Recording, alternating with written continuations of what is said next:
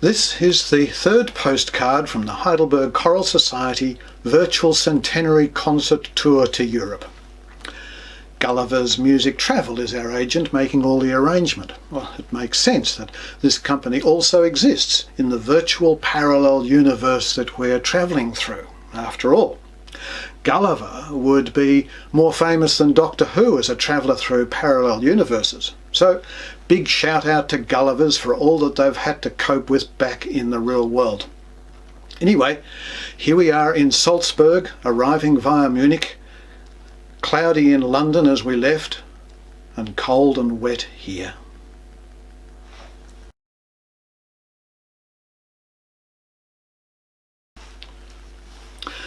The cathedral in Salzburg is a 17th century Baroque edifice dedicated to St. Rupert and St.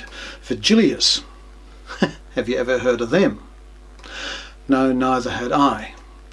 St. Rupert founded the church in 774 on the remnants of a Roman town. The cathedral was rebuilt in 1181 after a fire.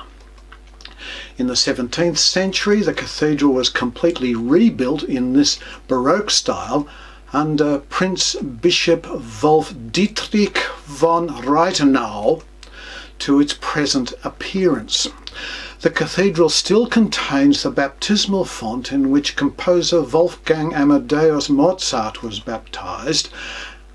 I couldn't find it. Perhaps it only exists in the real universe and not the virtual one. Well, who knows? Well, St. Peters Abbey is considered one of the oldest monasteries in the German-speaking area, and in fact the oldest with a continuous history since its foundation in 696. It was founded by St. Rupert. Have you ever heard of St. Rupert? Of course you have. I mentioned him about a minute ago. Mozart's great Mass in C minor was scheduled to premiere in the church probably on the 26th of October 1783 with his wife Constanza singing first soprano. A highlight of our tour was a visit to the birthplace of Wolfgang Amadeus Mozart at number 9 Getreidegasse. We might never have heard of St. Rupert, but we all know and love Wolfgang Amadeus. The Mozart family lived on the third floor from 1747 to 1773. Mozart was born here on the 27th of January 1786. Now a museum, Mozart's Birthplace introduces visitors to the early life of the composer, his musical instruments, his friends, and his passionate interest in opera.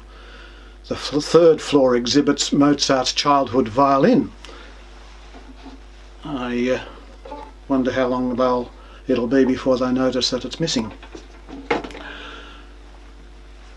There are portraits, there are documents, early editions of his music, and the second floor is devoted to Mozart's interest in opera and includes the clavichord on which he composed the magic flute. I guess it's kind of a magic clavichord. So, that was really exciting, or would have been if we were really there in real time instead of virtual time.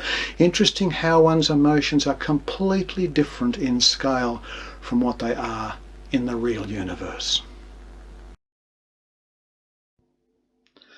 I went for a photo shoot up in the surrounding mountains, but it was difficult getting any clear shots without this over-enthusiastic novice from the nearby nunnery getting in the way. I thought she seemed strangely familiar. Then I thought these birch trees looked good, but the nun decided she wanted to talk to one of them.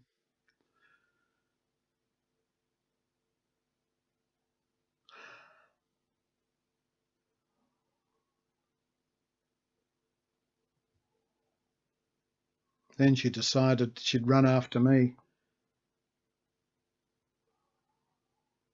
and even pelted me with stones.